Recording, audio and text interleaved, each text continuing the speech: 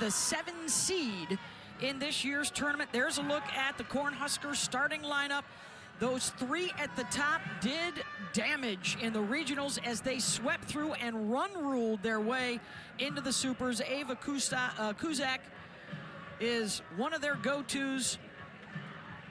As we check out the starting lineups, brought to you by Capital One. And the highly anticipated pitchers duel will happen. It's Carlin Pickens and Jordy Ball going arm-to-arm tonight in the opener. Well, both those pitchers explosive, best in the game. I mean, when you want a pitchers matchup, this is it. And Ball will lead things off. First pitch swinging and a base hit. She is now a perfect 6 for 6 in the postseason and has reached base every time she's come to the plate. She's all the way in the back of the batter's box, too, knowing Pickens is going to bring the velocity. Her back foot literally on the line. Sits back, finds a way, 5-6 hole. You talk about getting aggressive early, getting on base. Jordy Ball, we talked about the pitching matchup, but she can swing the bat as well. Beth Mowens alongside Jessica Mendoza and Michelle. She's all the way in the back of the batter's box, too, knowing Pickens is going to bring the velocity. Her back foot literally on the line. Sits back, finds a way, 5-6 hole. You talk about getting aggressive early, getting on base. Jordy Ball, we talked about the pitching matchup, but she can swing the bat as well. Beth Mowens alongside Jessica Mendoza and Michelle Smith are 2 Olympic gold medalists. Best 2 out of 3 for a spot in the World Series. And a potential matchup with 4-time defending champion Oklahoma on opening day. And Bland trying to lay down the sacrifice. Sophomore out of Chino Hills, California.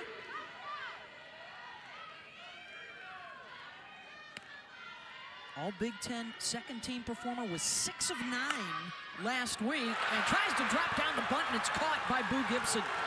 1 down. Well, both these coaches know that runs are going to be at a premium when you have dominant pitchers in the circle. So immediately going to small ball here in the first inning. Bland is going to try and get this down, but gets underneath the pitch. Great job by Boo Gibson to make sure that doesn't touch the dirt.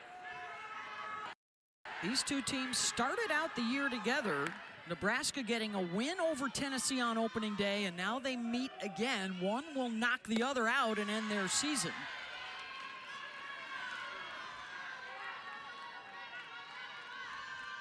Here's Ava Kuzak, the junior from Broomfield, Colorado, who has parents and grandparents that are from Nebraska.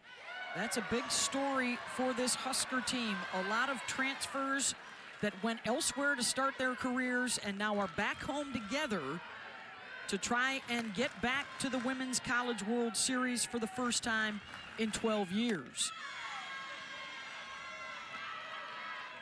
All these Nebraska hitters in the very back of the batter's box. We talk about game plans, understanding facing Carlin Pickens, that velocity, back foot on the back line. Runner goes, the throw down is offline and Ball is able to steal second, and the Huskers with a runner in scoring position.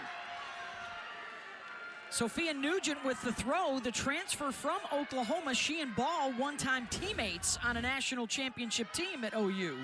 Well, Ella Dodge is going to take the throw down. She's late getting to that bag. The throw to the left. Chance here for Kuz to drive in a run, and Pickens gets her with the rise. 2 down.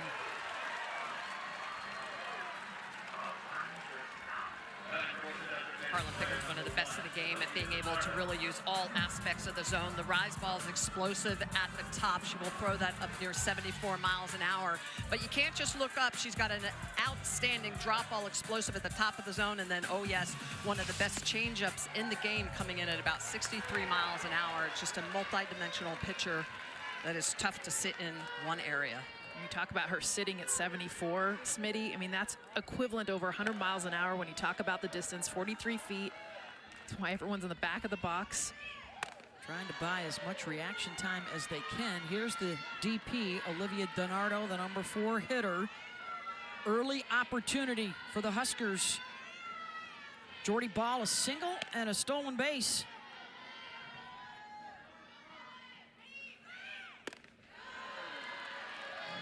do you say that your starting pitcher hits in the leadoff and then steals the base to get in the scoring position? 10th of the year. I mean, how often do you get pitchers that are hitting one and then they're hitting leadoff?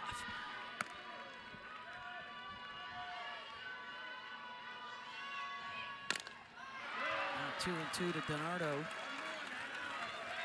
Pickens over 250 strikeouts on the season, back-to-back 20-win campaigns.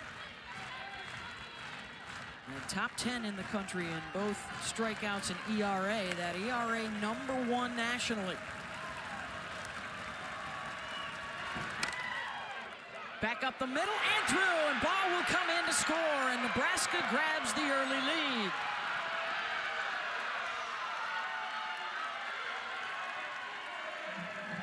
This is the thing with velocity. If you can just get to contact, it doesn't have to be a big swing. We've seen both hits in this inning are ground balls. Ground ball just finding a way through. DiNardo just gets on top of this thing, uses the ground, and because she's got that extra space back of the box, gives her enough room to just get on time enough to make contact, and another hit, second consecutive hit, score a run. That's now 33 runs in the 3+ games in the postseason, 19 RBI with 2 outs. They have been clutch. How big is that stolen base? Getting ball into scoring position, that's what it's all about. The bunt didn't go down, so hey, we're gonna steal her together there. Just her 10th of the year too. It's not like she's, you know, stealing 25, 30 bags in a year.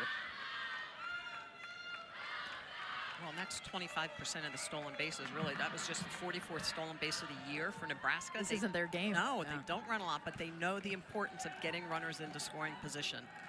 So Megan Rhodes-Smith out for a quick check. A couple of the Rise Balls guys have almost gotten away from the catcher, and perhaps trying to cool Pickens down a little bit here. Juiced. Yeah, a little bit. Adrenaline's rushing. 100%. She has allowed 1 or fewer earned runs in nearly 9 out of 10 appearances. And she's in the SEC, you guys. It's not like she's not Yeah. facing competition. Unbelievable.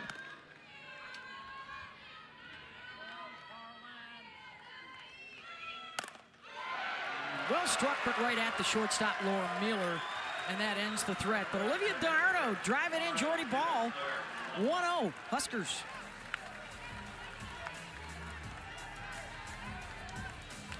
To pick up the bats as we welcome you inside our broadcast booth. Beth Mowens alongside our Olympic gold medalist Jessica Mendoza, Michelle Smith, and America's been looking forward to this one, and we got it, Smitty. Great pitchers duel tonight. Yeah, and these pitchers, they know how to throw. The important thing here is not throwing through their spins, ability to execute when they need really good pitches. And I love the hitter's approach already. Nebraska in the back of the batter's box at high velocity against Carlin Pickens. It'll be interesting to see what Tennessee does in the reverse against Jordy Ball. Yeah, Jordy Ball, a single and a stolen base. She comes in to score the first run of the ball game on the Olivia DiNardo single. As you check out the starting lineup for the Lady Vols, brought to you by Capital One.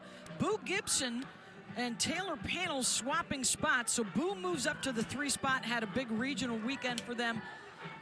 And Karen Weekly hoping that Taylor Panel dropping down to the 5 may help her relax a little bit and see if she can find her mojo again. And they will face Jordy Ball. 2 national championship rings at Oklahoma, then transferred back home to Nebraska. Missed last year with the ACL injury, and now having an historic campaign with the Huskers. First time ever a Big Ten player and pitcher of the year. At 1.5 ERA, 270 strikeouts. And going to work here in the bottom of the first against Kinsey Fiedler, the transfer from Washington. Karen Weekly calls her a fabulous pickup. Brings a little swag, a little moxie to that leadoff spot.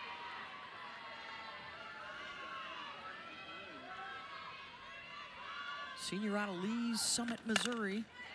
And over the glove of Ball to second. Kamenzen has to hurry and got there in time. Lauren Kamenzen at second, her sister Hannah out in right field, both of them transferring back home from Arkansas.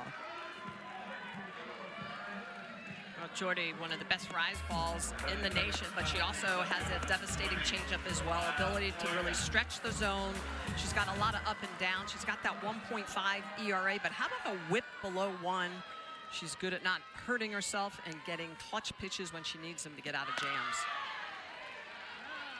Savia Morgan showing a little short game. There you see Ball tenacious in the circle. Half of her outs are strikeouts. To me, it's the explosive vertical movement. I mean, not just with her pitches, but watch her explode off the rubber. Morgan fouls it off. Remember, you can disengage now from the pitching rubber. That's a rule change. As Savia Morgan steps in, can play short game, and then they found out midway through the season that she could hit away too. And she is lethal on the bases. Led them with 25 swipes this year.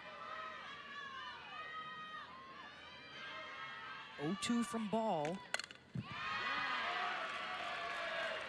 Morgan a little late on those last two. Yeah, and Ball's very quick and explosive with her pitching motion, so that pitch comes out for her hip and it gets on you very quickly.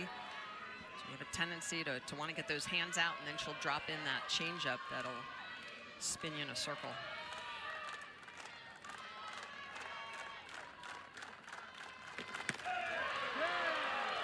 Just missed it away. Susan Eads behind the plate tonight. Cam Ellison at first, Chad Steers at second, Robert Penikoff at third. The men and women in blue tonight.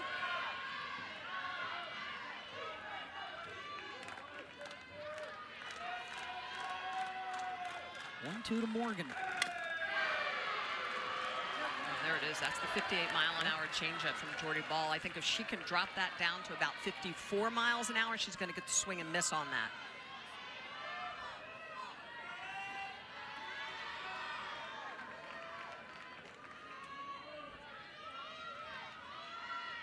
Checks over to the dugout. Rhonda Ravel and Lori Sipple, head coach and pitching coach.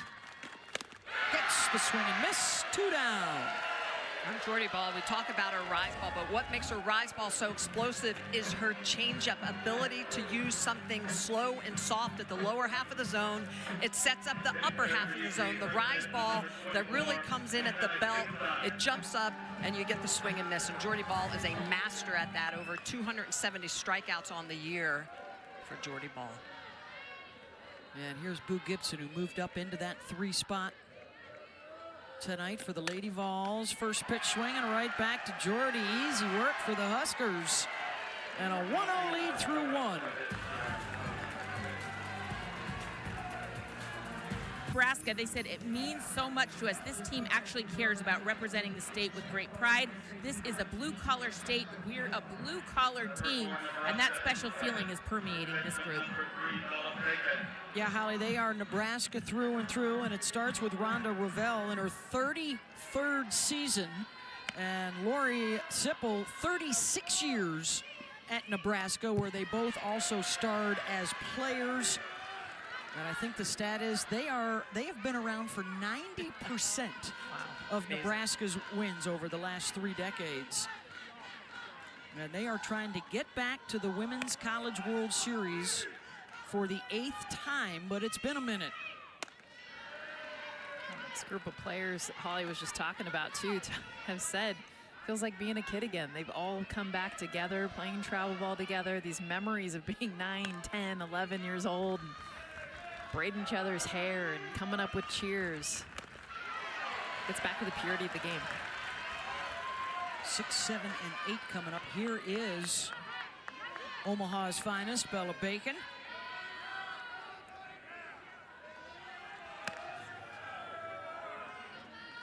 Two-year starter at first base for the Huskers. Trying to hang with Carlin Pickens, who you probably heard earlier this year threw a pitch at 78 miles an hour, the fastest ever recorded, breaking the record formerly held by Tennessee legend Monica Abbott.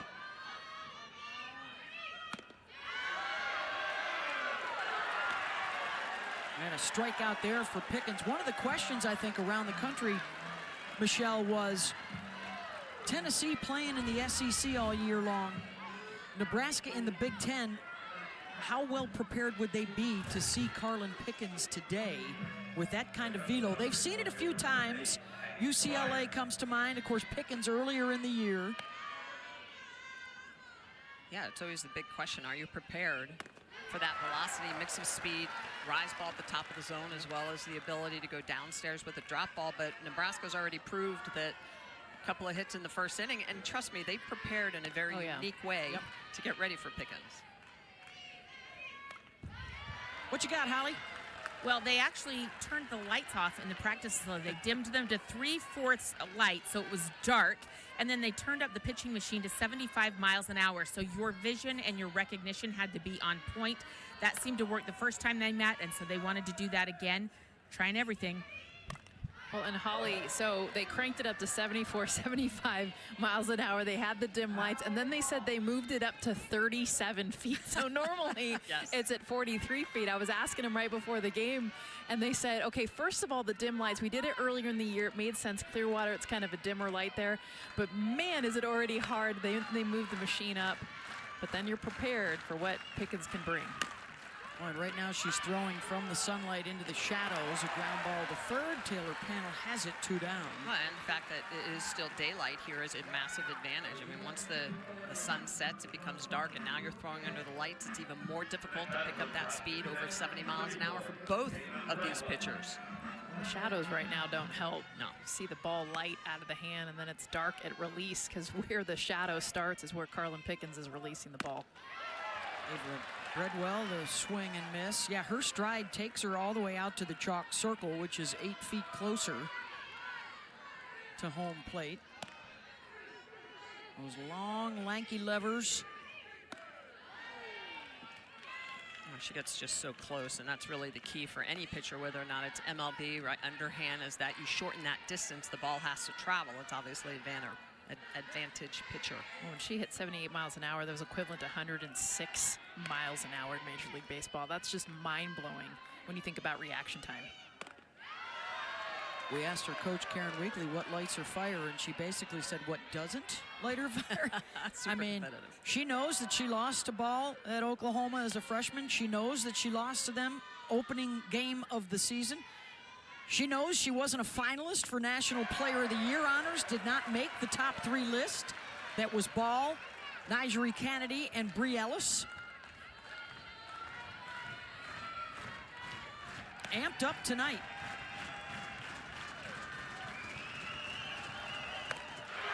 And it's strikeout number 3, going back upstairs to that penthouse rise.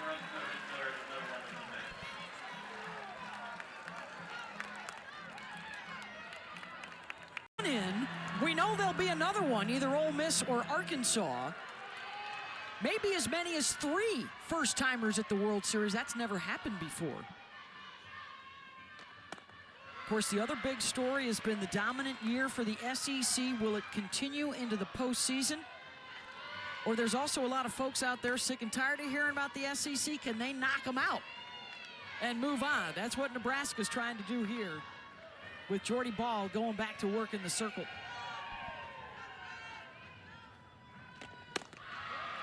We know that 3 SEC teams will be in Oklahoma City because they are going head-to-head in regionals, as Sophia Nugent will lead things off 4, 5, and 6 here. Ball a 1-2-3 inning to start.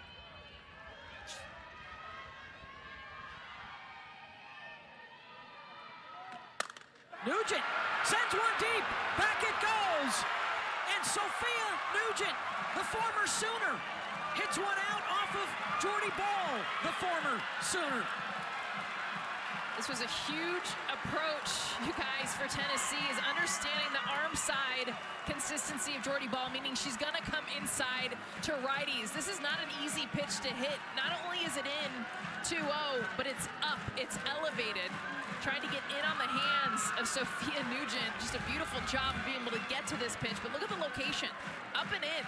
But you see Nugent, her front foot opens. She steps open to clear her hips. She's looking in, 2-0, hitters count. A beautiful job for Nugent. to get Tennessee on the board. Yeah, and just the rise ball prior to that was well up, trying to make that adjustment, doesn't make it. Nugent crushes it. That gets the crowd going, and that ends a stretch of 10 scoreless innings for Ball that started in the regional last weekend. How about Nugent? 6 home runs in her last 7 hits. That's what you need, stepping up. And now to the short game panel, and they'll get her. There's a look at the athleticism of Ball bouncing out of that circle to cover. Well, and the emotion after she fielded it cleanly, threw her out. It was a very athletic play. Saw a ton of emotion from her, some fist pumps on a bunt. Yeah, and you can tell Jordy Ball was very upset with herself when that ball left the yard. Right off the bat, she knew it. She knew that she had left that ball too sweet in a hitter's count. There's Lauren Mueller. She was their best hitter at the regional last weekend. How do you settle yourself down, Smitty, in a situation like that? You know, you always have to say the most important pitch is the pitch coming. It's not what you've done. You can't take it back. It's over. You got to flush it. You got to get rid of it. And you, in a game like this, where runs are going to be, again, at a premium, you've got to focus on the next pitch you're throwing. That's how you win 2 gold medals, folks. Memory of a goldfish. Memory of a goldfish. Here's the 0-1.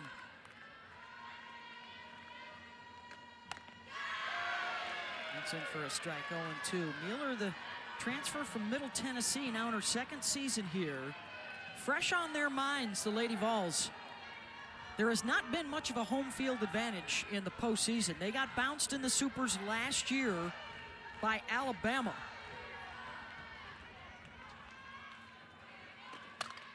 And in fact, they have lost at home in the NCAA tournament 5 of the last 8 years. So they are looking to set a new course into the future in front of the home folks.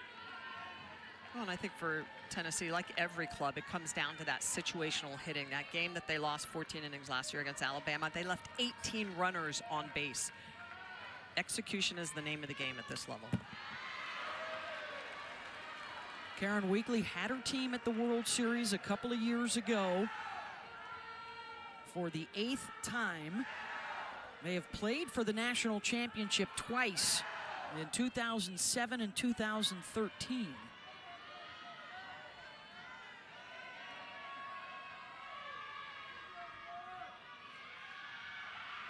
Oh, 0-2 from Ball, misses inside. This is a bit of an emotional weekend, too, for Karen and Rhonda Ravel. Off the field, they are close friends and spend a lot of time, mostly in the off-season, shooting the breeze, talking ball.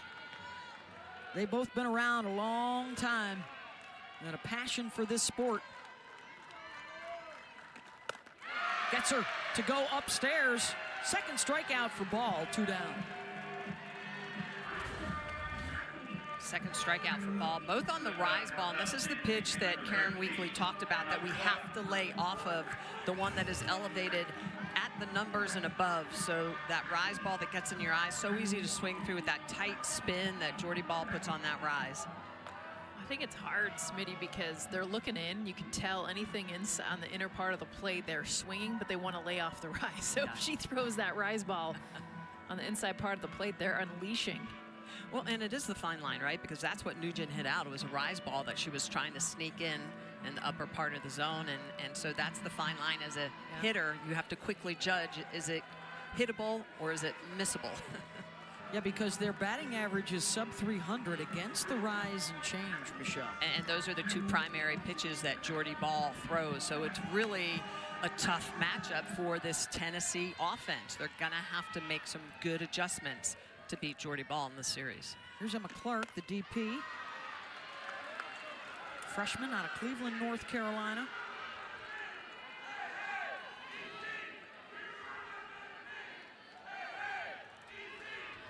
One of 4 freshmen and sophomores in the starting lineup. It's a younger group of volunteers than in years past. Launches that one down the line and fair. Into the corner, out and left, and Clark will slide into second with the extra base hit with 2 outs. Tennessee just all over everything inside. In fact, Emma Clark, look at how far off the plate she is to be able to get her barrel to this pitch.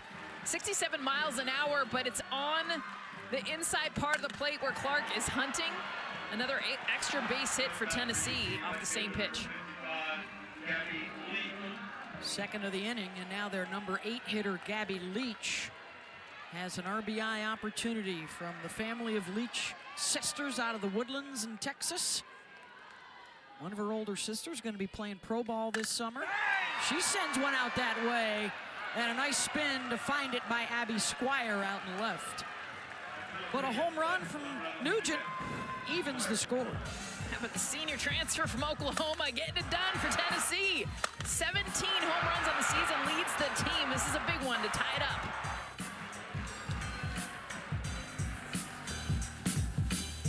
Those last 3 all have a chance to change that and get a trip back to Hall of Fame Stadium in Devon Park. Lauren Cammons in to lead it off with Jordy Ball on deck. Another one of those players that Holly was telling us about returning home to the state of Nebraska after starting their careers elsewhere. For a Husker side that finished second in the Big Ten this year, and an offense that is just rewriting the record books. Average, slug, home runs, you name it, they're breaking it. They are the second leading scoring team in the country at over 8 runs per game. They broke the home run record on April 9th. Yeah, that's crazy. Swing and a miss, and Pickens gets her 4th strikeout, and she gets another meeting with Jordy Ball, who singled her first time up, but this is what she did in the first meeting on opening day. Took Carlin Pickens' yard. I love this look, too. Straight from the stands. You see the pitch up in the zone. Jordy Ball, this is something she put in her back pocket to remember. Talking to her teammates.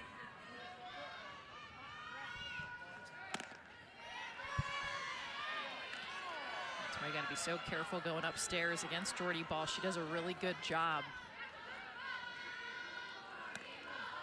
Such quick hands.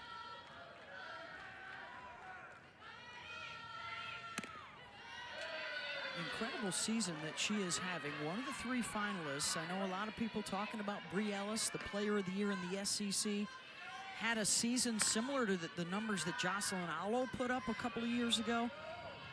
But Ball doing it at the plate and in the circle is something that we have not seen before. You hit 400 and a chance at 25 home runs and 25 wins. We've never seen a differential in batting average more than 300. The fact that she's hitting 475 and hitters, she only lets a $150 against her. In her first season as a full-time hitter, by the way, in college ball, as she draws the walk. Holly? Well, Rhonda Revelle told us when Jordy transferred in, it was a conversation. Like, she said, I want to help the offense. If I can, I'd love to be part of that. And Rhonda said, of course. But they have made some adjustments. She takes a few days off where she doesn't swing every single day. They wanted to adjust her swing slightly because she suffered a forearm injury when she was at Oklahoma. So they've been smart about it. Opposite way, and a gapper out into right center. Ball wheeling around third and headed for home. The throw to the plate, and she dives in safe. How about the All-American pitcher with the oven mitt, but still no fear, diving in, hands and head first to score it. I mean, this is a beautiful hit by Samantha Bland, but I am so impressed with Jordy Ball getting around the bases. So this is perfectly placed right center field gap, but watch Jordy Ball get on her horse and make a perfect play at home to get backside and in for another run for the Huskers. Look at her get around these bases, so athletic. Oh, barely. On base twice, scoring twice. And the Huskers are back in front. Her last at bat. You guys, speed is not one of the things we talk about with Jordy Ball, because we talk about her. There's so many other things, but her athleticism coming out here with the speed to be able to score twice. I mean, we know about the big NIL deal for Nigeri Kennedy, but I don't know if there's a right hand that's more significant than that one, and she is fearless. Head first. Stealing bases, diving in to home, head first, hands first. Well, one of her favorite things to do when she was at Oklahoma, did not hit at Oklahoma, but she used to love to run bases. That's in right. practice, she would run bases. At times in games, if they needed her, she would run. She loved base running, and you can see why, because she has a lot of speed. So here's Kuzak with a chance to drive in another. Jordy talks about the freedom that she feels being able to swing the bat, help her team offensively. The pressure she puts on herself as a pitcher, she says, is really hard. But when she's swinging and playing offensively, she's like, it's just fun. Well, there's nothing better than being a pitcher that hits, because you can help yourself, you help your offense, right? You're passing the bat to your teammate. When you're in the circle, it can feel like an island. How about this NCAA tournament? Has reached every time she's come up. As Pickens gets another strikeout. Bear in mind, by the way, the vote for National Player of the Year took place before the postseason started. She's been off the hook. Kennedy's been off the hook. But the votes have already been in. It's a no-brainer to me that it's Jordy Bahl, in my opinion, but I've also gotten to see her the last couple weeks, and honestly, the shine of both sides. I mean, just in this game alone, what she can do, there is no one else. I mean, she's the Shohei Ohtani of college softball, and there's nobody close. There have been 6 players of the year nationally that were two-way players. Some of the greats in the game, like Lauren Hager and Danielle Laurie and I mean, Lisa Fernandez, let's bring it back. Trina, Lisa Fernandez over the years. Some of the other greats that have won national championships. Nyjah Kennedy leads her team in home runs. We've seen her just swing the bat in exciting ways, but Jordy impacts the game in every capacity because of the speed component we're even seeing in this game. Donardo has an RBI single. Not this time. Pickens gets her, and then a fist pump from Carlin to end the inning, but another run up for the Huskers.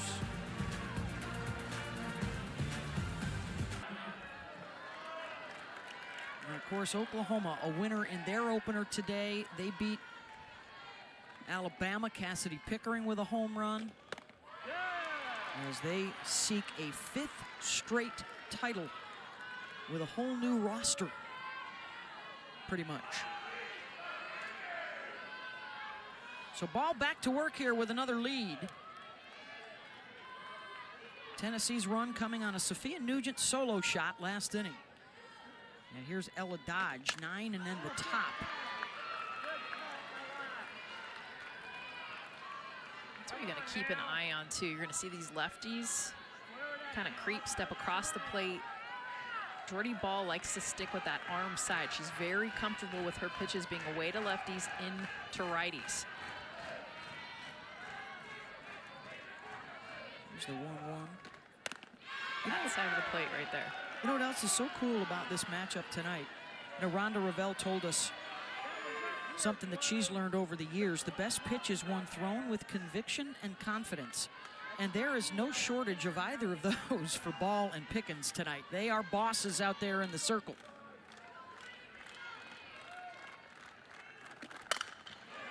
To second, and over to scoop it up is Camenzind.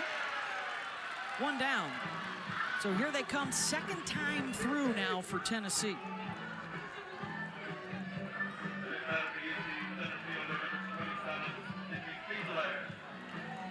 Interesting to see adjustments that Bahl is able to make as she throws against Tennessee, and vice versa. Tennessee continuing to try to lay off that rise ball, and as you mentioned, Jess, attack that arm side at the plate. 4 ground outs, a line out, a couple of strikeouts. Fiedler, grounder to second, her first time through. And I think that's the pitch we're going to see more of second time through, that changeup at anywhere from 55 to 58 miles an hour that Jordy Bahl just hides so well.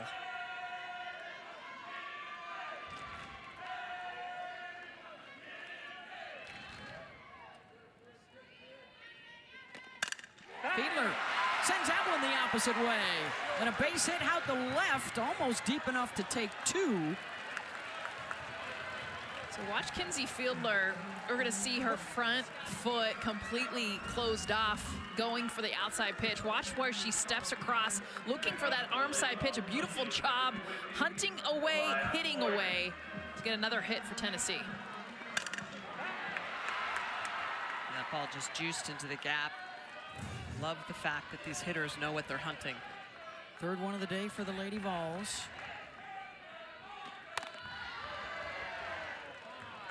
Savia Morgan swinging through it, struck out on a rise ball the first time up.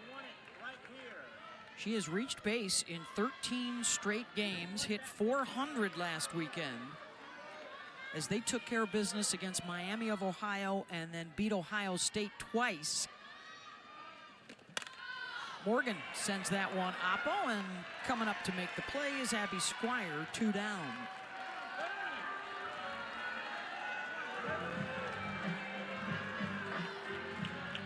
That'll bring up Boo Gibson.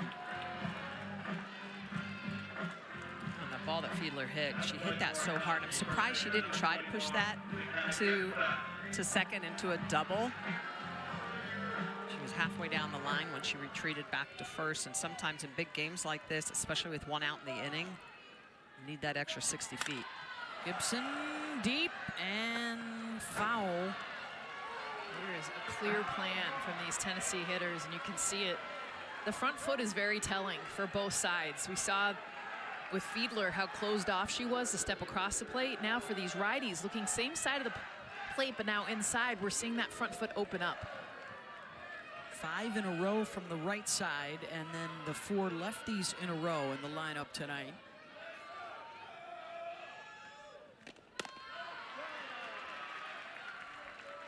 Fiedler's getting an aggressive jump off of first base.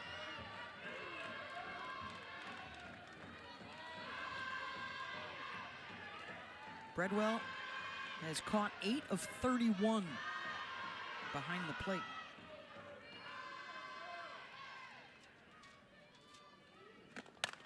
Gibson, slow roller to second, and Cammonsen takes care of it, so a single but no damage. 3 complete. 2-1 Huskers, their head coach Rhonda Revelle with us on the other side.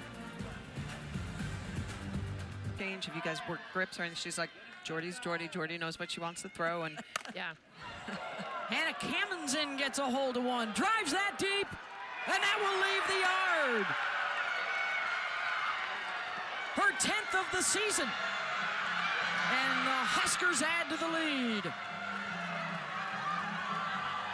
when you talk about two-way pitchers, Hannah Cammonsen is one of those as well. The lefty who transferred over from Arkansas has the ability to pitch. She plays a little bit of right field as well for this team and also has a big bat. She's going to take a rise ball, first pitch swinging. Again, this Nebraska team knows what they are hunting as well. Pitch up in the zone and just drives this out of the park. Cammonsen with a massive solo shot, 10th of the year. And just the 6th all season off of Pickens, and she hits the next batter, and oh, some chatter from Bella Bacon looking out to Pickens on her way to first, and a little head shake from Pickens as well. And things are getting spicy.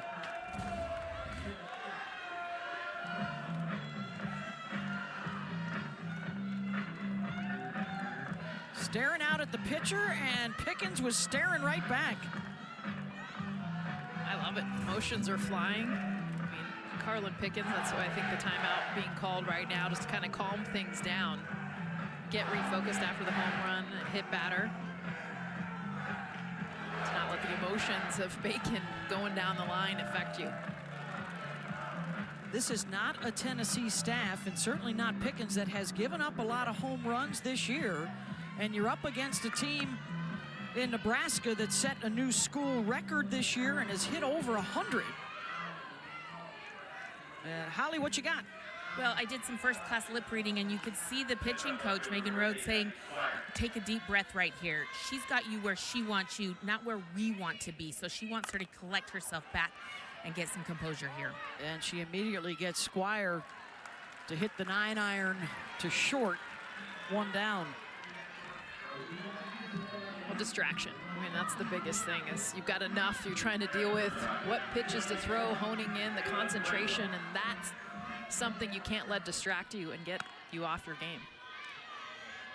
Nebraska swung at every first pitch this inning, guys. And then Breadwell lets that one go well out of the zone. She struck out on the rise. Her first time up, 6 strikeouts for Pickens tonight.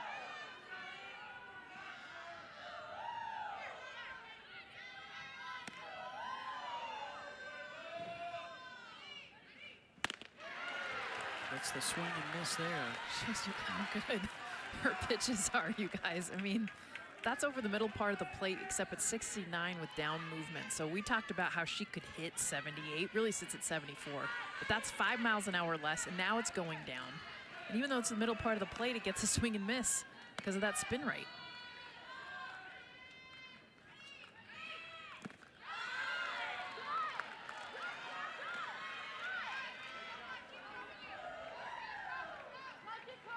Good eye from Breadwell, their 4-year starting catcher.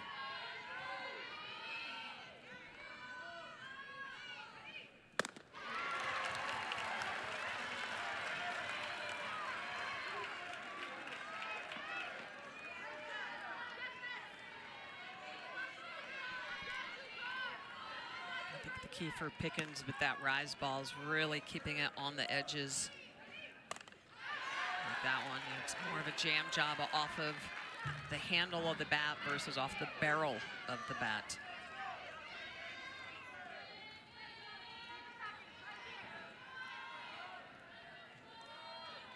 Two-two pitch. Runner down at first base for the Huskers with just the 1 out, and there's another strikeout. Number 7, 2 down. Pickens continues to use that rise ball in the inner half, and then she comes back with the changeup. The tight spin on that pitch is why it's so difficult to read. It dives down. It's got about 6 inches of vertical drop on it, as well as that differential in velocity. Outstanding pitch by Carlin Pickens. So Hannah Kammensen hit the home run to start out the inning, and now her sister Lauren in the 9-hole.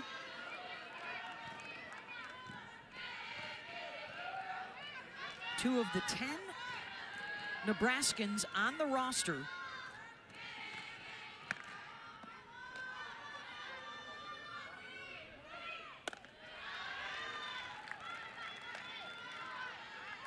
and who wouldn't want to come back home and play with Jordy Ball, who made the move right after winning a 2nd straight national championship at Oklahoma in 2023.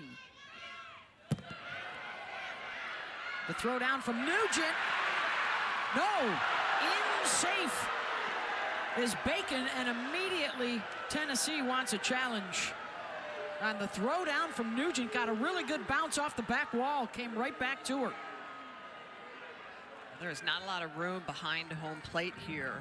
Tennessee is challenging a safe call at second base. Previous plays under review. Well played off the back wall by Nugent, and the throw down looks like right there she's got her. It looks like it might come off the toe and then the back leg. Unless the tag is behind her foot. Yeah, I thought she got the front foot. But then she should have sold it. 'Cause Yes. look at her hold her glove. She holds her glove until it gets the back leg, which makes me think she could have missed the front. But if she did get the front leg, you got to sell it. You got to come right back up. Swipe it.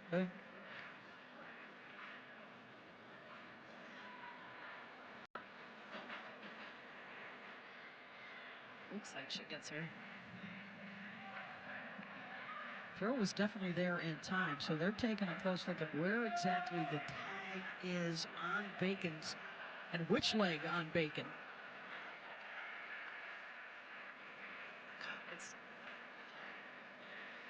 Coaches get a couple of challenges, and then the umpires can go to review late in the game if they choose. I don't know if she gets her front leg. It's hard to tell from that angle. I mean, Chad Steers is all over it right there on top of the play. She comes down to the ground. Right there. You don't start to tell in direction with her foot. So they need evidence that shows she tag the lead foot because the call is safe at second. It's hard because the throw beats her. It's really about the tag.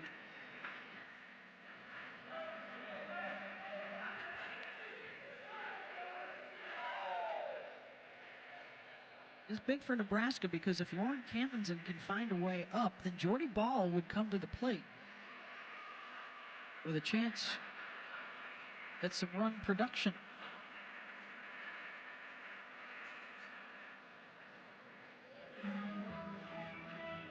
Ball singled and scored, and Jordy walked and scored in her first 2 plate appearances. I don't think there's enough evidence to overturn it unless you saw that front foot get tagged. Yeah.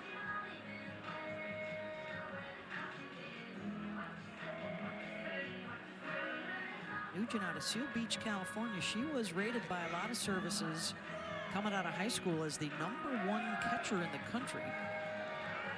It was a great throw. At the further review, the ruling on the field is upheld. The runner is safe. First challenge. There are 2 balls, 1 strike. So it's a 2-1 count on Lauren Camdenson. And now a runner in scoring position as Bacon is able to take second.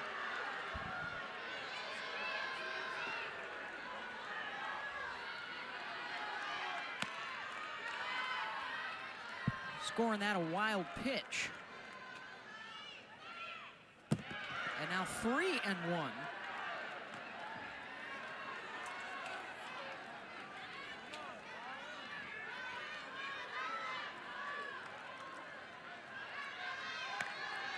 Big pitch here for Pickens. Boy, the control has been off this inning for Lauren, and that will bring Ball to the plate with 2 on and 2 out. One of the best pitchers in the country, one of the best hitters in the country, head-to-head here in Game 1 of the Supers.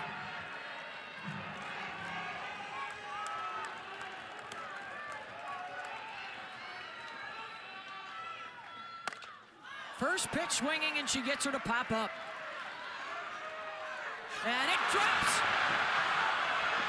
1 run is in, and here comes another, and miscues all over the place for Tennessee.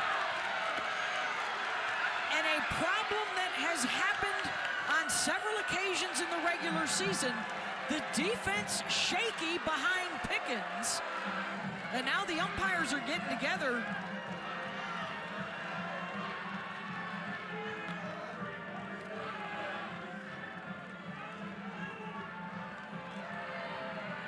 No challenge on anything yet, and it looks like everything will stand here.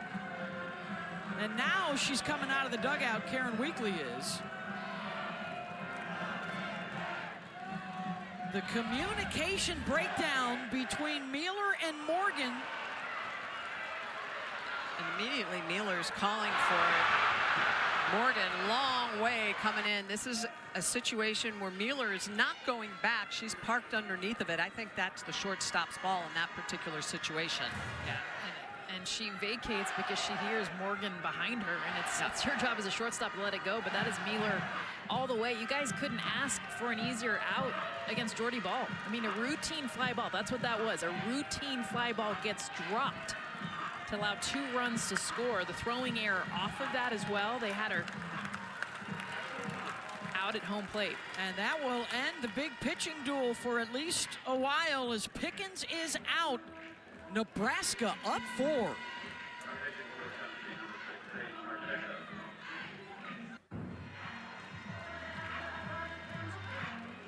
So Carlin Pickens is out. They are actually going to score that a double and an E1. It's not a double. No. But that was a major gaffe between the left fielder and the shortstop. So 2 runs come in, and now Tennessee decides we don't want Nebraska to see any more of Pickens tonight. And so they will go to Sage Margetko here on in relief in the 4th. Well, and I feel so bad for Pickens because there's no way this is a double. This is a routine out, and it does hit the glove, at least the body of Morgan.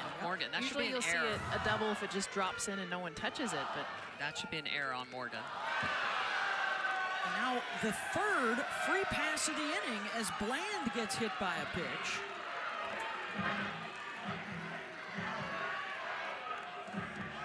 Big inning here for the Huskers. 3 of the 5 runs got on base with a free pass.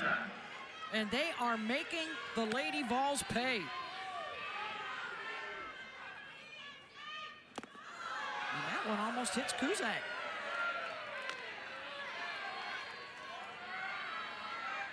I'm surprised Samantha Bland hasn't gone yet from first base. First and third situation with a shaky defense right now. A lot of balls in the dirt.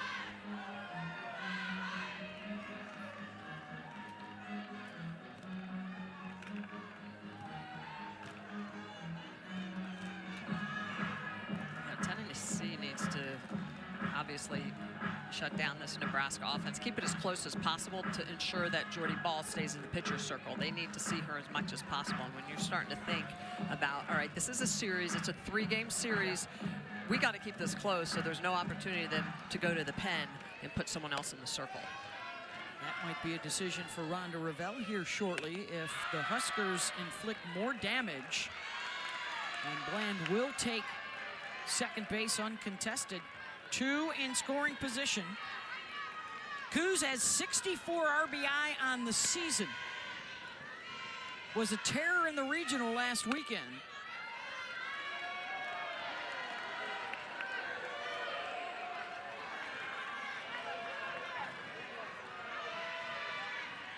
Having a breakout season, all Big Ten, probably on her way to All-America honors. Huge boost to her power game this year. More than doubling and almost tripling her home run count.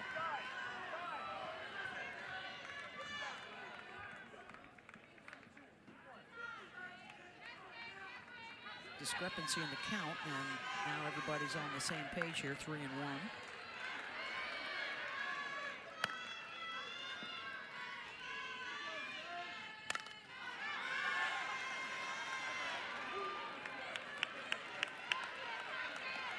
Facing Sage Margetko, her 11th relief appearance of the season. A couple in scoring position here with Ball and Bland aboard.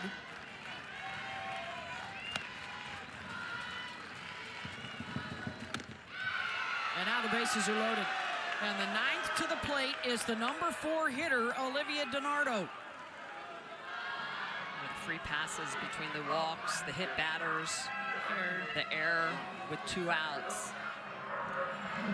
It's tough enough to shut down an offense like Nebraska, giving them just 3 outs in the inning. But when you look at this, the free passes, 2 of those have already scored. Cam is in with a whole solo home run. All of this just in the 4th inning. DiNardo does have a grand slam this year. Came back in March against Omaha. Already an RBI single back in the first inning. Ground ball up the middle. What a start for Nebraska. Aggressive, fearless. They've knocked Pickens out of the game.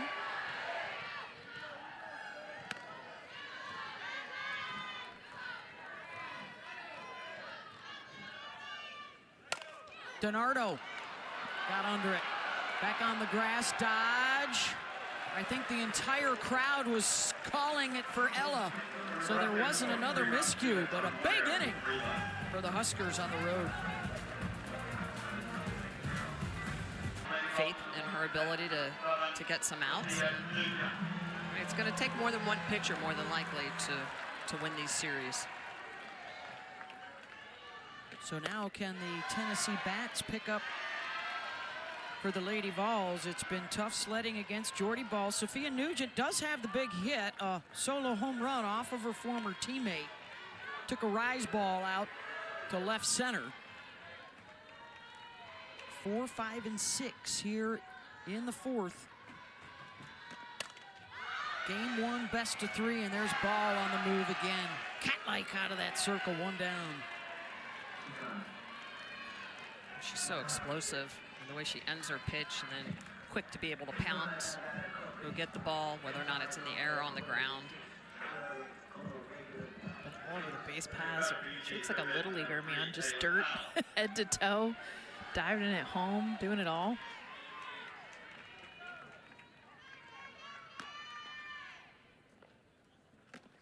Well, she's lived her softball life in the spotlight. I mean, first at Oklahoma, and then coming home to Nebraska. I mean, they've wiped out all their attendance records. Even last year when she wasn't playing, they were still coming out to watch the Huskers, and of course this year with her historic season. Sometimes shies away from the spotlight, but her NCAA tournament experience, winning 2 national championships, Rhonda Revelle said that has had such an impact on the rest of this roster. I mean, she set the tone coming in here tonight, getting on base and scoring a run 5 minutes into the game. And keeping the Tennessee bats quiet. Well, I've always likened her to a thoroughbred, right? A horse that's meant to run, in the sense that you drop the reins and you just let her go. And, you know, she was somewhat held back in a sense offensively, right?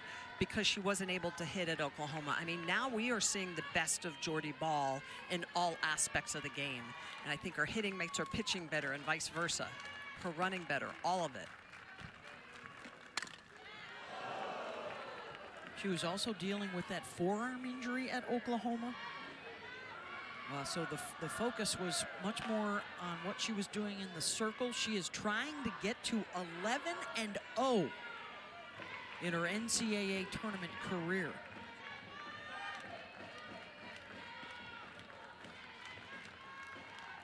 To Taylor Panel.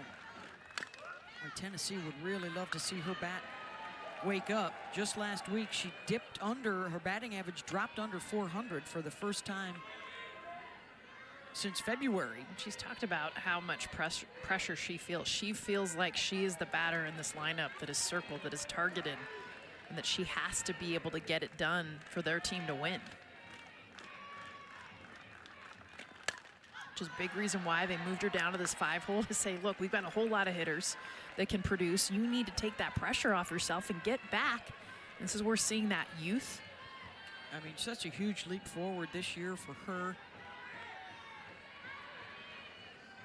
And now trying to rediscover that sweet swing. But Jordy keeps getting ahead of hitters, too, tonight. She's been terrific at that.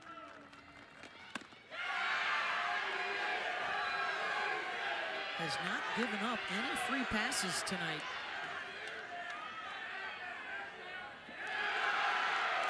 And now they're going to call a punch out. They checked down with the first base umpire, and Cam Ellison said strike 3. Well, Jordy wanted this pitch on the call from the umpire. You can see it was on the outer half, a little bit of down, a little bit going away, and you can see that Panel waves just enough. But I love Jordy's reaction. She doesn't overreact to this. She thinks it's a strike. Eventually gets the call. A little bit of a down, but it looks like a nice drop ball in the outer half. Her third of the night. And here's Laura Miller as Jordy goes for a second 1-2-3 inning this evening.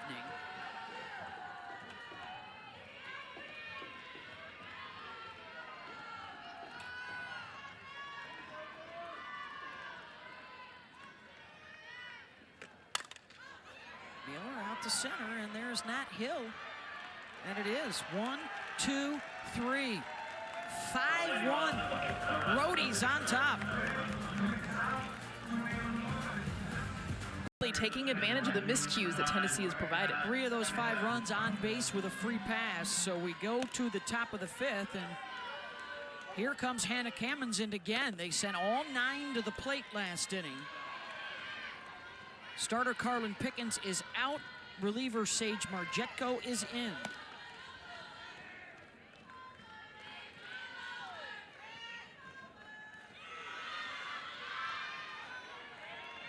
Game 1, best of 3. Boy, the lower seeds, the unseeds, the road teams have been having some success here the first couple of days of the regionals, super regionals. Don't quite have the expectation, just can come out, play free. So that to be said for that.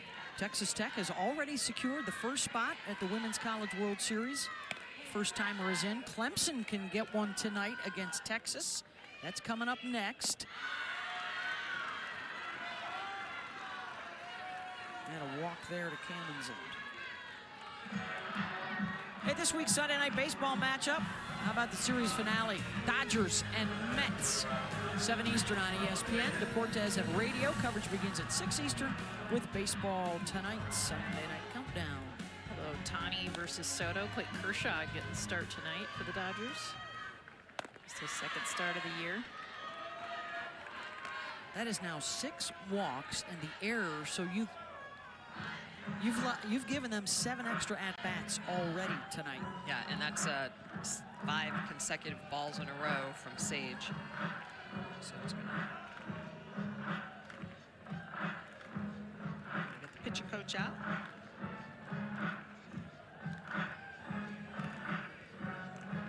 This has been quite a prove-it moment, I think, for a lot of people who didn't see much Nebraska during the regular season.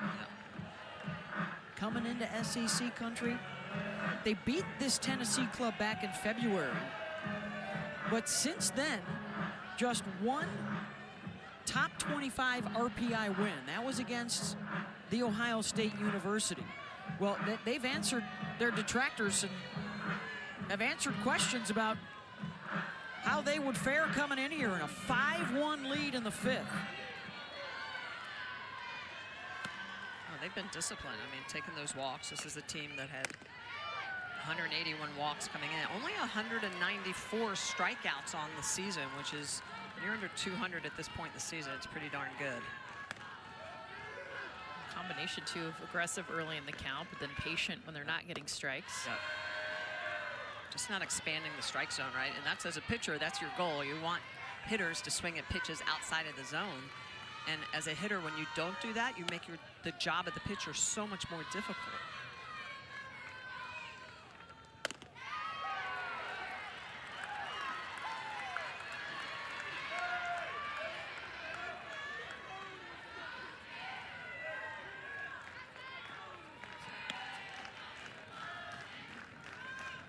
Bella Bacon. Jetko rolled that one in. And that's the pitch she needs. That's her changeup. She doesn't throw it a lot, but it is imperative that she can throw that pitch for a strike.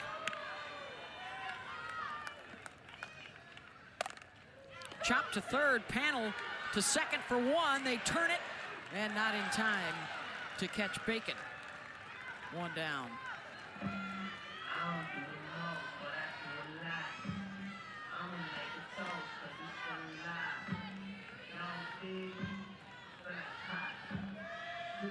Bring up Abby Squire.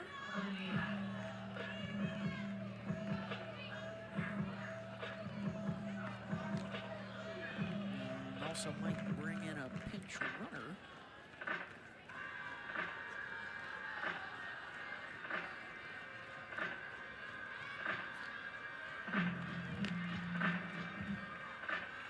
Looks like Kennedy Williams coming up. Bacon can re-enter.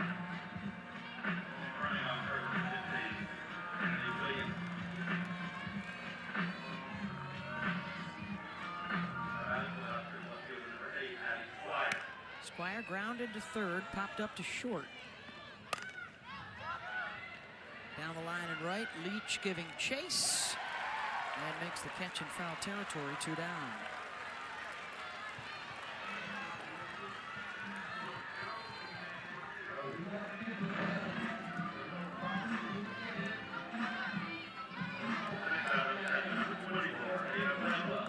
Bredwell has struck out twice against Pickens, so she's glad that Carlin's gone. Runner goes, and the throw is high and offline, and the second stolen base tonight with a throwdown. Third time they've been able to advance. Ended up on a changeup as well. And I think they're going to check to see if she left the base early. Tennessee is challenging the runner at first and left early. Willie on the field is running left on time.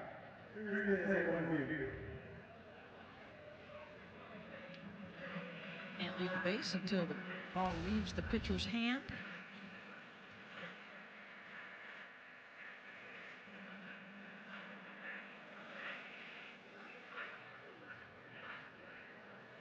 She did leave a skosh early.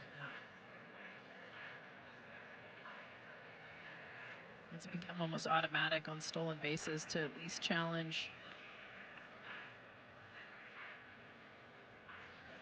So this looks like it's going to be a Tennessee win on the challenge for the third out of the inning.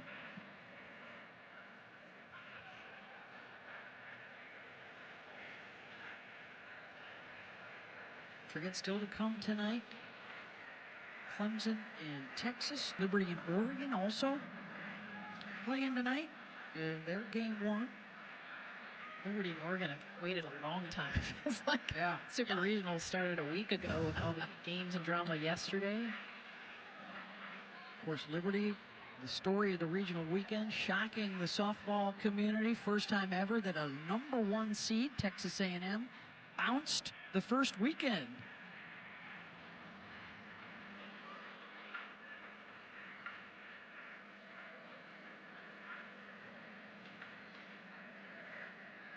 And then a host of game 2s tomorrow. At the further review, the ruling on the field has changed. The runner at first left out, runner's out. That's Tennessee's Sacatelli. So there you go, out number 3, 5-1 Nebraska. Mid-5. In batting average and home runs.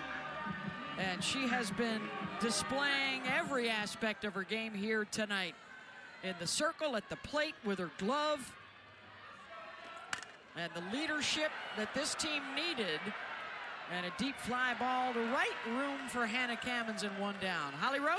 Well, we asked Jordy Ball how she handled being out last year. She's got such a motor. We imagined it would be hard for her to be out. And she said, actually, Jordy Ball, the human, was having the best time of her life. It was the first time since probably about 8th grade when she started playing varsity that she didn't feel pressure, that she could relax, focus on her rehab, not feel the pressure of all eyes on her. She said it helped her a ton mentally. More after this pitch. And she said, I've really had to surround myself with people who value me for more than just softball, because she had so much pressure, so many eyes while she was at Oklahoma, and then transferring back to Nebraska to lift this program, her home state program. She said she really was able to just relax and focus on getting better. Here she is facing Gabby Leach. Well, and to honestly hear what she was talking about this week, about the human, you know, so much talk about mental health and the pressure that so many of these athletes put on themselves. You could see it in her face. She's like, I enjoyed the game from the perspective of being away from it. And it's a gift in a lot of ways to be able to have that midway through your college career. Well, and even the time when she was off the field down in Norman, she would, think about how much she missed home. I mean, a lot of this was really about finding Jordy Ball, but also coming home and, very proud of the state of Nebraska. In fact, has a tattoo on her pitching arm of the state of Nebraska. Even had that at OU. Yes, so it's great to see her in her element and really enjoying every aspect of the game. 2-1 to Gabby Leach. There's also another crowd out there, though, guys. She walked away from a shot at 4 national championships, which her old teammates ended up getting at Oklahoma. It's a fascinating story, and now it could be a thriller. Not many people get to win a title in one place and go home to try and win another one. As Leach drives it through the right side, and Tennessee will try and make some noise in the bottom of the 5th. Haven't had a chance to make much yet. A solo home run for Sophia Nugent. One of just 4 hits so far tonight off of Jordy. Called a pitch clock violation on the pitch prior. Jordy Ball had gone past the amount of time, and then next pitch hit through the 3-4 hole. Yeah, because that ran that to a 3-1 count. And every hit, except for the Fiedler single, has been when Jordy's been behind, but that hasn't been often. Over 80.4% of her pitches tonight have been strikes. Charlie Orsini on to run at first, and here's the 9-hitter Ella Dodge. Trying to pass the bat to the top of the order. Top 3 in the lineup tonight for Tennessee have only reached base once in 6 plate appearances. And there's Fiedler on deck. She has that one with a single.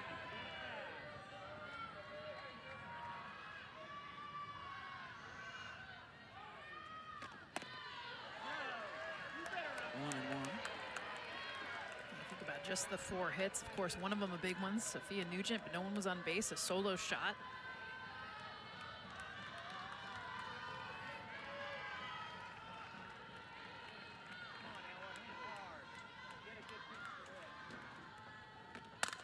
Right back up the middle, and that's a hard hit ball. And rolling around to third and diving into second safely is Dodge. And how about the bottom of the order here, back to back. And 2 in scoring position now for the top. We're seeing that same consistent approach for Tennessee. They're really hunting, splitting the plate in half. We've seen these lefties, everything, middle away, hitting the ball up the middle. Now 2 consecutive hits, doing exactly that. And now I think is Ravel trying to challenge whether the runner left early. She's talking with one of the assistants.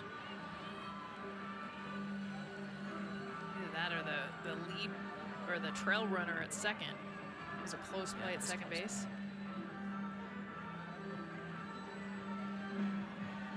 And so it looks like some sort of challenge will be coming. Nebraska is challenging that the runner at first left early before the pitch. Previous play is under review. So that would be Orsini, who made her way all the way around to third.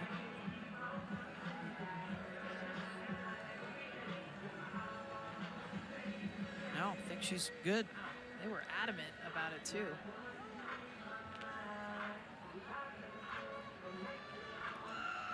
That's actually Amanda Allen, 88, not 80.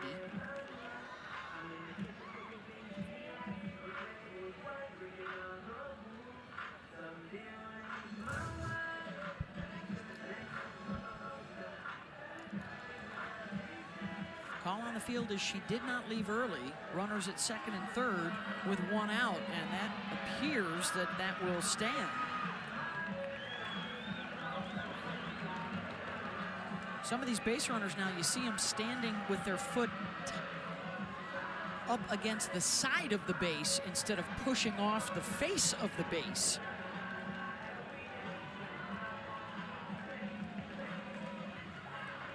Well, because of the amount of times this was called last year, it was automatic. If there was a home run or a big play, runners have been taught to make sure that they leave on time.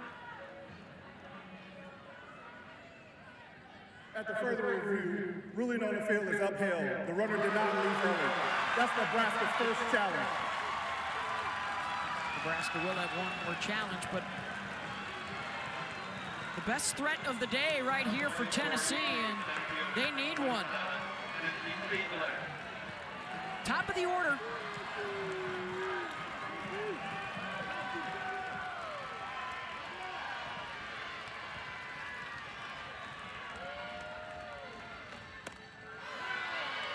Fiedler takes strike 1. Ball continues to jump in front of these hitters. She's been outstanding, has not issued a free pass. She's actually given up more hits than Nebraska has, so 5 hits for Tennessee, 4 just for Nebraska, but it's been the free passes that have really hurt Tennessee.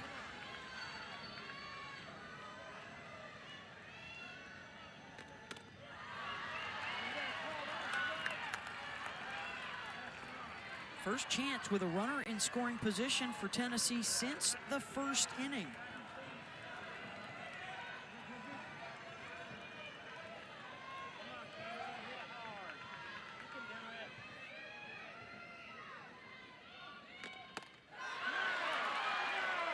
Fiedler doesn't go, 2-1.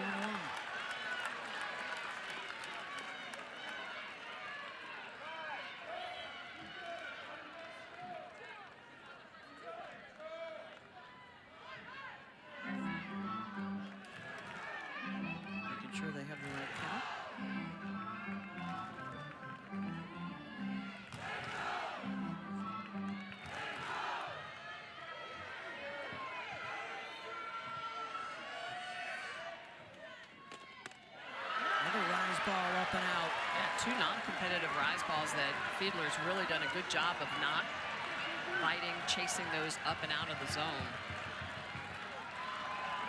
Really the first time all night, Ball has let the count slip away from her a little bit.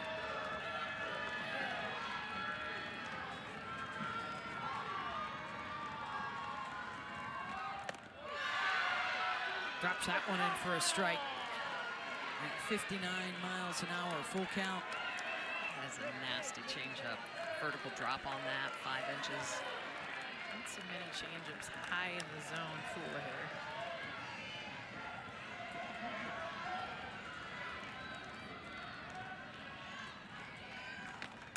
Struck her out. Comes right back with smoke. 2 down. So how about a situation with runners at second and third? She's going to come back on a 3-1 count with a changeup. It's a little bit up in the zone. It's 59 miles an hour. So what does she do at 3-2? She comes back with a rise ball, perfectly placed at the letters, induces the swing and miss. 4th strikeout of the night for Jordy Ball. None bigger than that with runners in scoring position.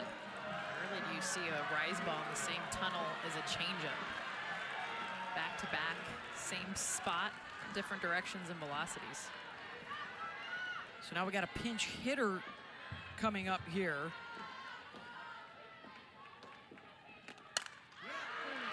First pitch swing fouled off by Alana Leach. Hitting in the 2-hole for Savia Morgan.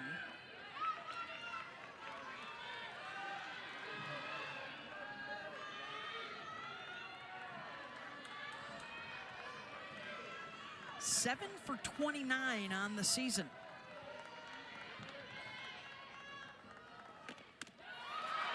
Gets away from the catcher, ball covering it home, and sliding in safely is Allen. Jordy's considering a challenge here.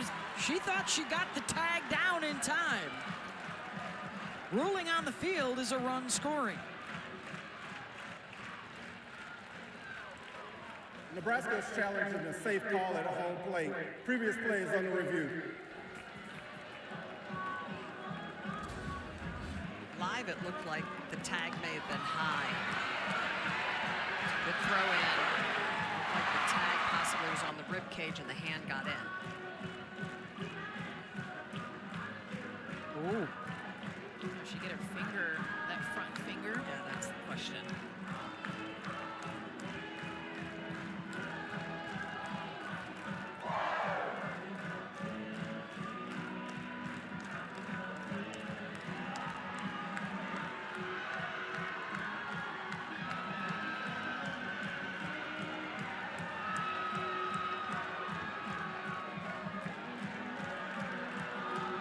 Is it enough Does to she get the overturn? hand?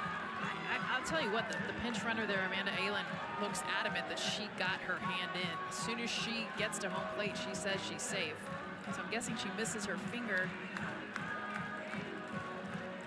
She's not there yet. That's as close as you're gonna get it. Yeah. And the Even if call, she tags her. is safe, so you need video proof that she's out to change it. Wow. And fingers don't even That's the look right here. Yeah. Does the glove swipe by the pinky?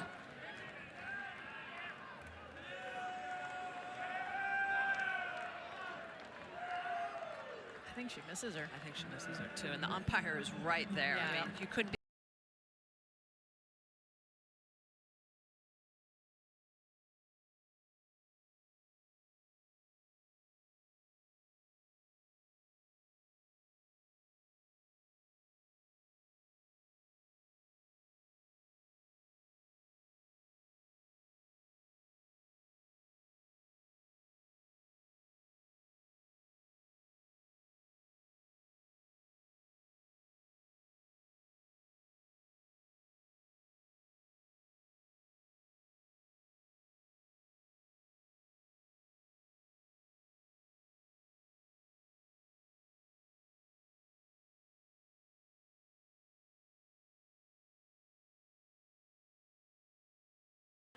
At the further review, the ruling on the field, So we'll run across on a home run, and now we'll run in on a wild pitch. And it's 5-2. Gosh, we're here in the 5th inning. Both teams out of challenges. Remember, in the 6th and 7th, the umpires can choose to look at something on their own. Tennessee would really love to get another run home here, with Dodge advancing to 3rd.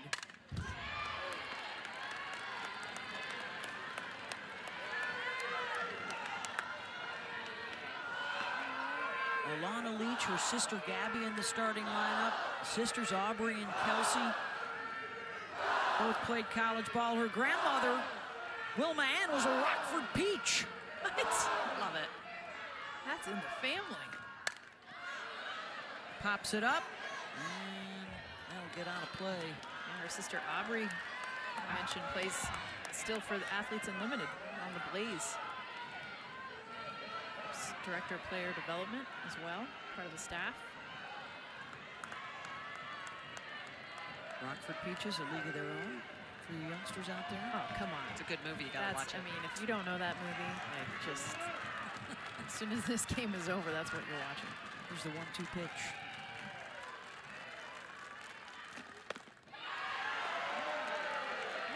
Held up. That's a nice take. A tough pitch.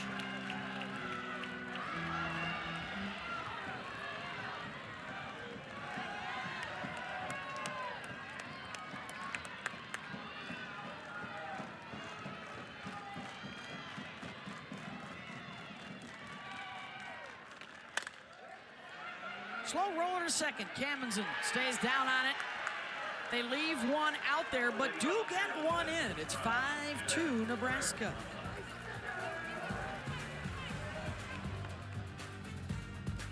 World Series on the banks of the Tennessee River here at Sherry Parker Lee Stadium, and it is 5-2 for unseeded Nebraska in front of the 7-seed Tennessee. Started out as the highly anticipated pitchers duel between Carlin Pickens and Jordy Ball. Pickens out of the game. Sage Margetko is on in relief. And Ava Breadwell, that one will fall foul. That's a Texas team, though, getting ready to try and stave off elimination against Clemson. Preseason ranked #1 in the country. They were on top a couple of times in the regular season. They have played for the national championship twice in 3 years. And that would be huge for Clemson to take them out tonight. We've seen so much parity, so much depth around the country this year. Yeah, Liberty taking down Texas A&M says it all. Yeah, it does. Yeah. And hard-fought games. Yeah. Sela against LSU. I mean, you couldn't count anyone out this year. 4 seeded teams got knocked out last weekend. Tied for 3rd most in history.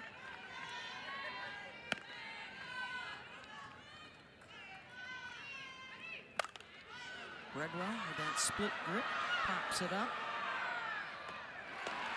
The crowd yelling out Laura Mueller's name to make sure she secures it. 1 down. And the #9 hitter, Lauren Cammonson, coming on. Hey, the Women's College World Series is less than a week away, folks. Quadruple header on Thursday from Devon Park. Starts at noon Eastern on ESPN. For more information, go to NCAA.com, the official online home for all 90 NCAA championships. 12 unseeded teams have reached the World Series.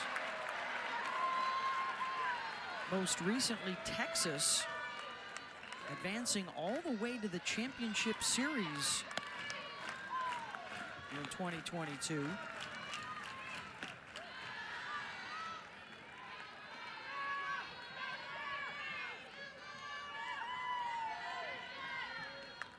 It's Lauren Cammonson, and then back to the top, and Jordy Ball on deck. Cammonson gets a hold of that, and back is Fiedler to grab it and left center, 2 down. And here comes Ball, who's reached every single time she's come to the plate in the postseason, including 4 home runs last week in the regionals. She scored twice tonight.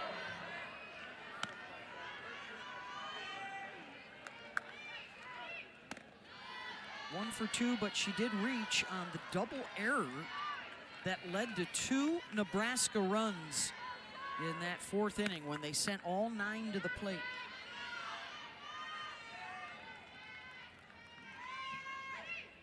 Well, Beth, to your point, ironically, in that inning, it was just the solo shot that led off the inning, the only hit.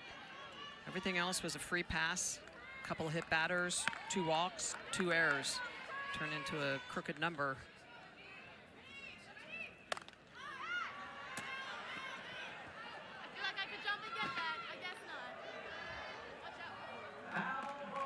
Challenge from Margetko. Can they keep her off the bases? 15 straight plate appearances.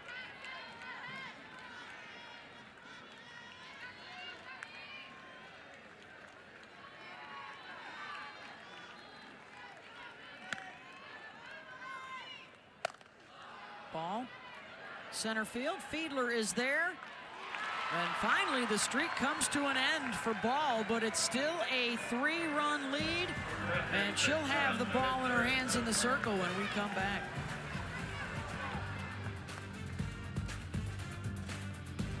All aspects of the game. 6 outs away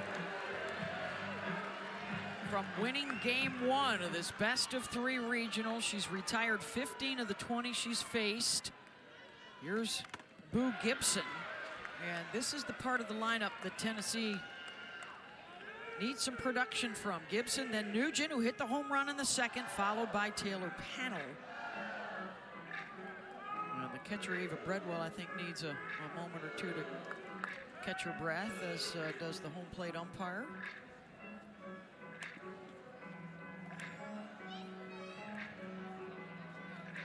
Giving Susan Eads a little moment here.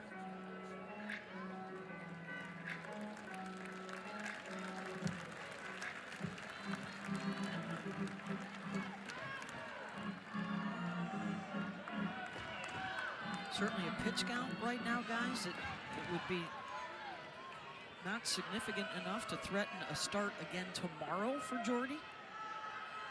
She threw 3 consecutive days at regionals. Her pitch count down in Baton Rouge for all 3 days was less than 200 pitches. So, well, we just saw Nigeri Kennedy go back-to-back games 1 and games 2 to win down in Florida State on the road.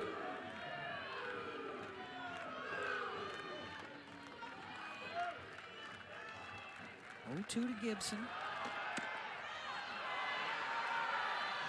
Jordy thought she had that one. 4 strikeouts, no walks tonight, no free passes, and defensively error-free behind her. You got to go station to station unless you hit the ball out of the park off her, which she doesn't give up a lot of home runs. And it's tough to score when you've got to get multiple hits back to back to back. And Jess, we were talking about this during the commercial break, is that for pitchers like Jordy that control the counts and then make you earn your way on base, you're talking at least 2 or 3 hits every inning in order to score. She's given up singles, and it's hard to piece those together, score multiple runs, which is what they need, unless you have some free passes on base. Gibson tries to drop that one out on the grass, and back to make the catch is Kuzak. So we send it down to Holly Rowe.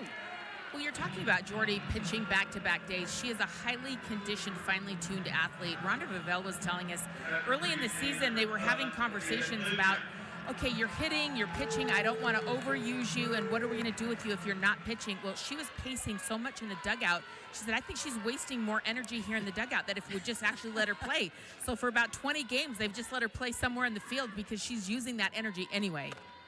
Yeah, Holly, it's a great point. Put her out at first base. She's probably putting less mileage on those legs when she's in that first base position than the way she would just really back and forth during the game. tread up and down the dugout. You pitchers who rake, you really don't like your idle time, do you? We do not like idle time at all. Beth Bowens, Michelle Smith, Jessica Mendoza with you here in Knoxville. And they are going to call that a strike after Ball asked them to check.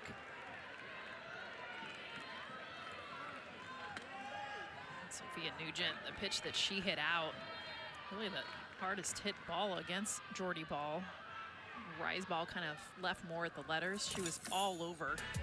A little bit inside too. She was hunting inside, opened up that front foot. This was in response early after Nebraska had scored 2 runs, brought it within 1 run. And she's just gone over to have a chat with their new hitting coach this year, Craig Snyder.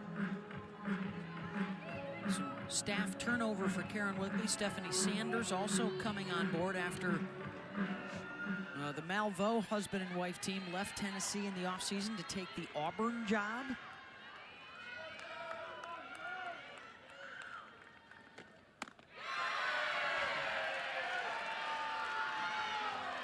So good. 58 miles an hour, dropping down from 70. A couple inches down in movement, a couple inches out in movement.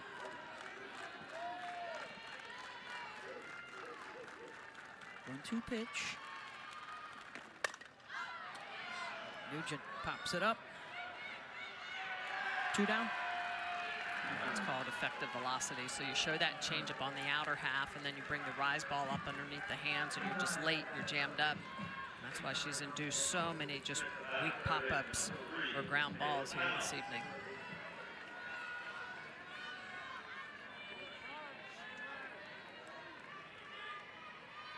Seven flyouts, 6 groundouts, 4 strikeouts.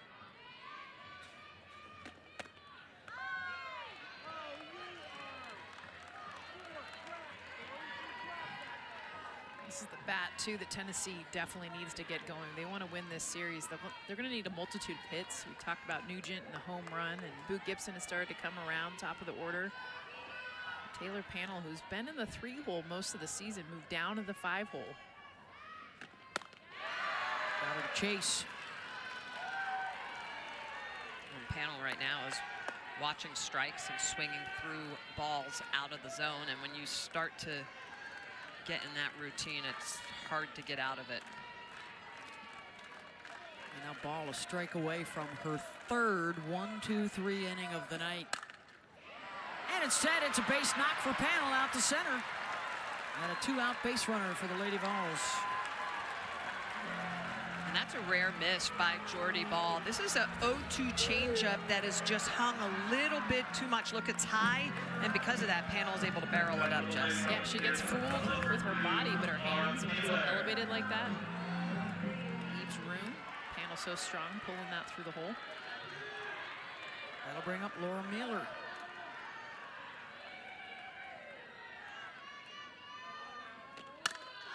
She's been swinging early and aggressive this postseason. First pitch there fouls it off.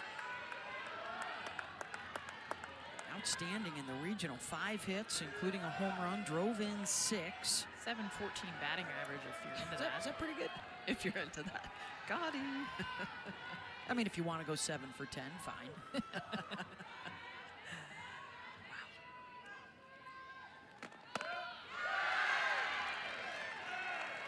Well, it sounds like a broken record tonight, but 0-2 is the count yet again for Ball.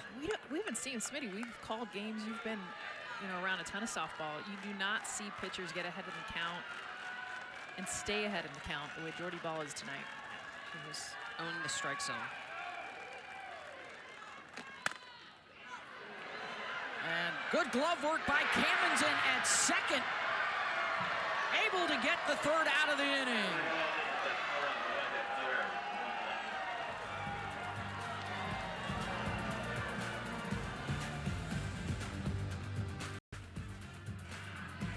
Good night thus far for the Huskers. 3 outs away from winning game 1 in this best of 3. And what's on the line?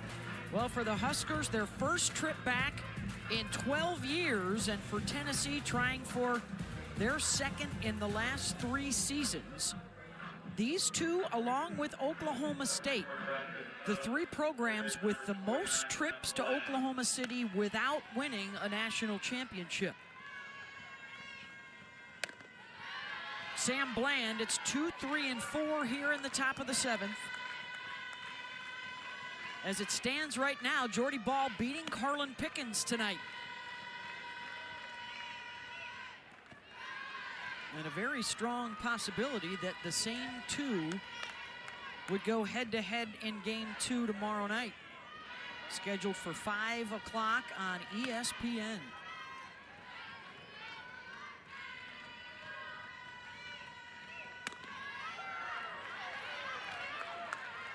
Winner tonight may have a little wiggle room, but I'm thinking if it's Nebraska, you want to end it on when you're on the road in 2. Foot on the pedal. Yeah. Ground ball to third. Panel's got it. 1 down as we get it to Matt in the studio.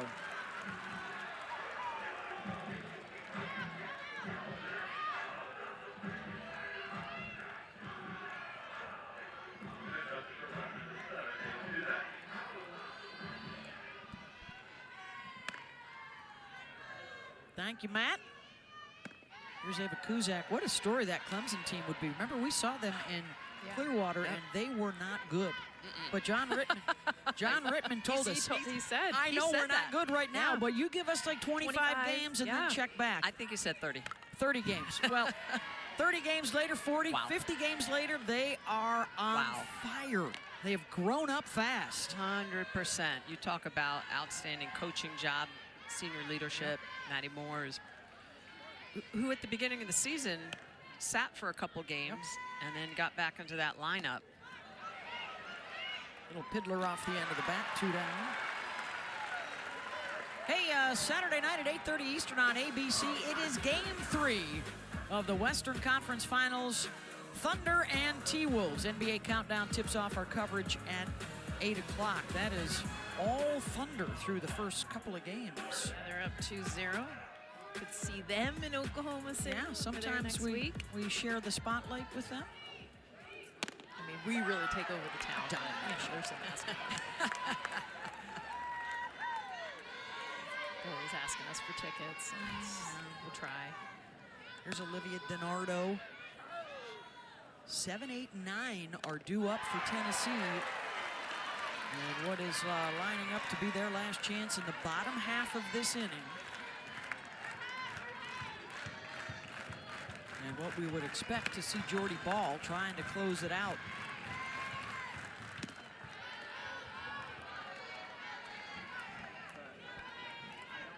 Jekko is settled in. She first came into this game. She hit a batter, was struggling to find the strike zone, had to come in for that crazy 4th inning.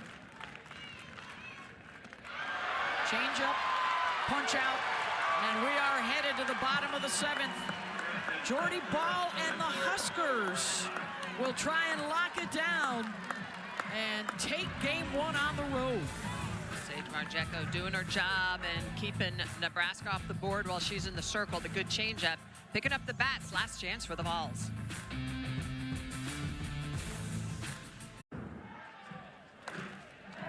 So here we go, bottom 7, last chance for the 7-seed Tennessee. Otherwise, Nebraska grabs the upset and the early lead in this best-of-3 Super Regional Showdown. Winner to the World Series. And a date on Thursday with either Oklahoma or Alabama. The Sooners won game 1 of that series in Norman earlier tonight. Jordy Ball looking for her 22nd complete game of the season. Tennessee 2 runs on 6 hits tonight. And the bottom 3 in the lineup have 3 of those 6 hits. And here comes Clark, Leach, and Dodge.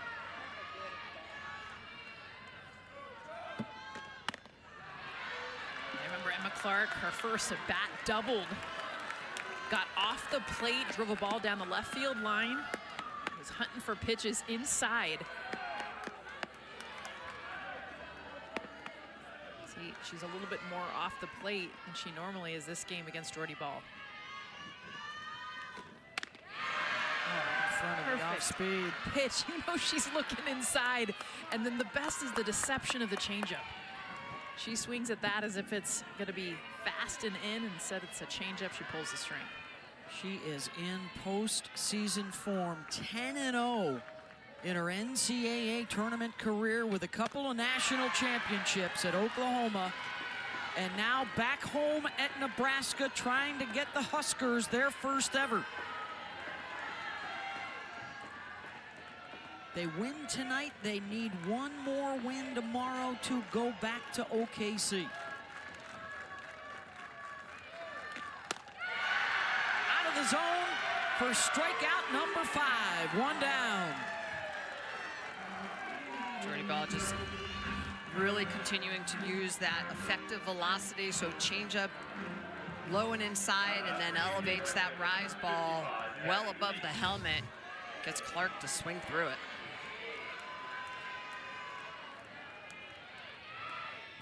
Here's Gabby Leach. Really good, timely hitting tonight for Nebraska. And the walks and the defensive miscues, absolutely brutal tonight for Tennessee. 3 free passes came in to score, and a double error on one play in the 4th, allowing 2 runs to score with 2 outs. And Gabby Leach sends one off the wall and left, and dives in safely with a double. Life for the Lady Vols here in the bottom of the 7th. Well, it's all about the plan. This is her 2nd hit of the game. Same pitch location, too. It's that same pitch, moving away, but watch her step almost across the plate, hunting away. A beautiful job barreling up. Just misses a home run, by the way, by a foot. Hits it off the top of the wall for a double. And that's what's crazy, you guys, is Tennessee has out-hit Nebraska. Yep. 7 hits to 4. I know we've talked about it over and over, but if Tennessee loses this game, they go back saying we gave them that game because of the free passes, because of the errors. The offense has shown up. Kylie McGee is getting ready in the Nebraska pen just in case.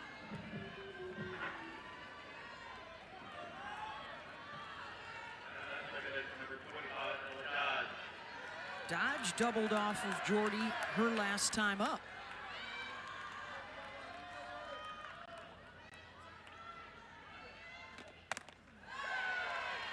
Catches the corner. Good frame by Breadwell behind the plate.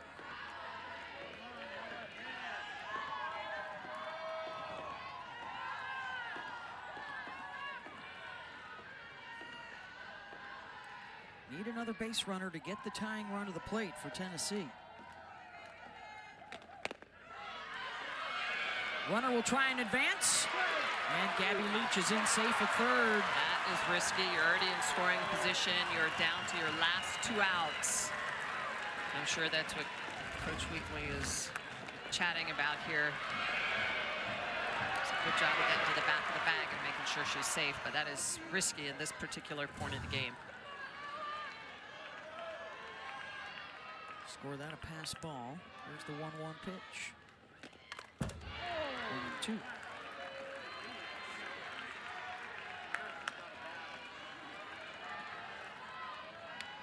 Dodge's stance is totally closed off. Her body is pointed for that outside pitch. It's the same exact stance at Clark. Excuse me, Gabby Leach.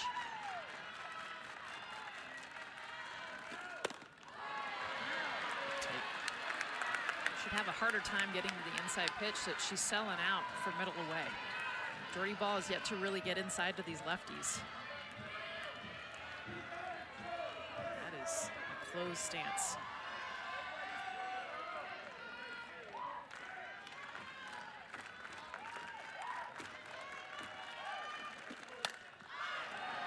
Pops it up. Went for the change.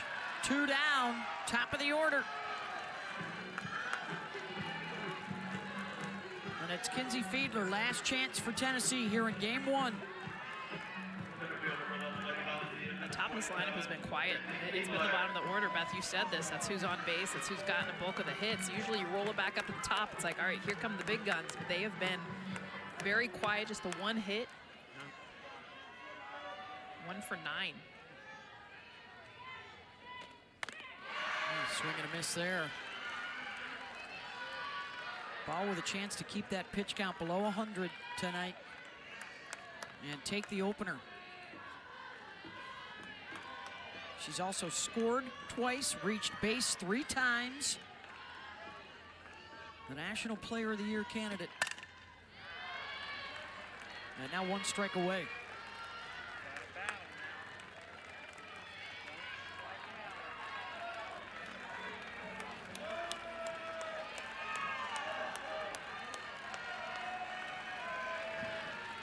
Still to come tonight, Texas and Clemson. They are underway. We'll get you there at the conclusion of this ball game.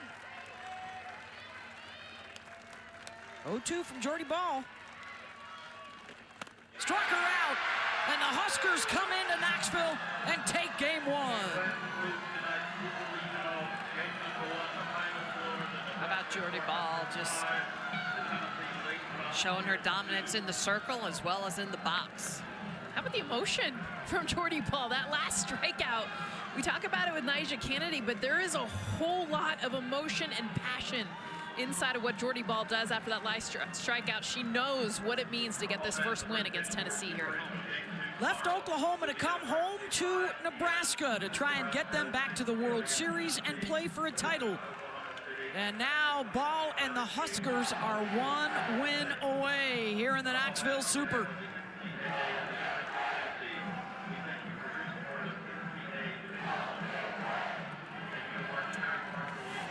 5-2 the final.